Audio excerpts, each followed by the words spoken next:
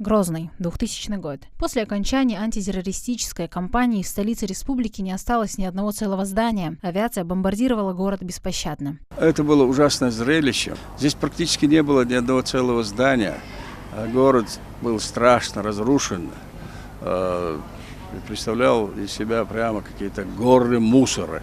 Здесь невозможно было узнать, где какой район, где какое место. Перед руководством региона стоял вопрос, нужно ли восстанавливать Грозный. Звучали предложения перенести столицу в Гудермес, но власти республики решили поднимать город из руин. Были разные скептики, которые говорили, что Грозный вообще невозможно восстановить, что его восстановят в лучшем случае лет через 50. И, конечно, это все огорчало нас, допустим, жителей республики. Но когда команда Рамзана Кадырова взялась за строительство и города, и республики, уже 100% появилась уверенность, что город будет отстроен очень быстро. Так оно и случилось.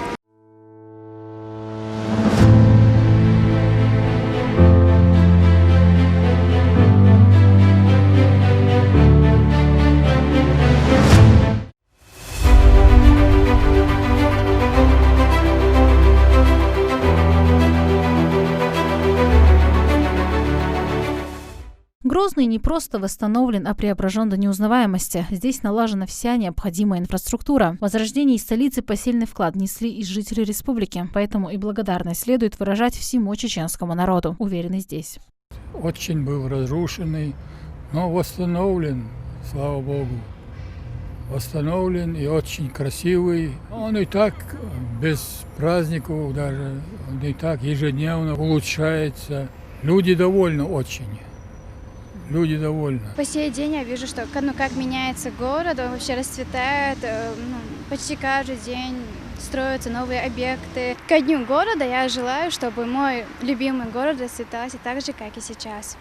Сейчас Грозный – это не просто уютный и гостеприимный город, но и центр притяжения туристов. Их, в свою очередь, впечатляет чистота города, приветливость жителей и, конечно, главные достопримечательности столицы – мечеть сердца Чечни, музей имени Ахмада Хаджи Кадырова, высотный комплекс Грозный-Сити и ряд других интересных объектов. Статистика показывает, что количество туристов, приезжающих в наш регион, имеет положительную динамику, более 40% каждый год, но из-за понятных причин, из-за коронавирусной инфекции и эпидемиологической ситуации в регионе, в этом году, конечно же, показатели очень сильно упали по сравнению с прошедшими годами. В связи с коронавирусной инфекцией мы сейчас направили все наши силы для проведения мероприятий по развитию внутреннего туризма и по ознакомлению и популяризации наших туробъектов среди местного населения.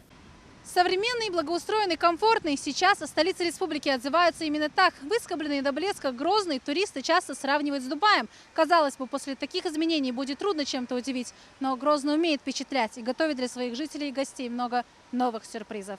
Амина Шагириева, Арпи Чекаев, Ислам Али Султанов. Неделя.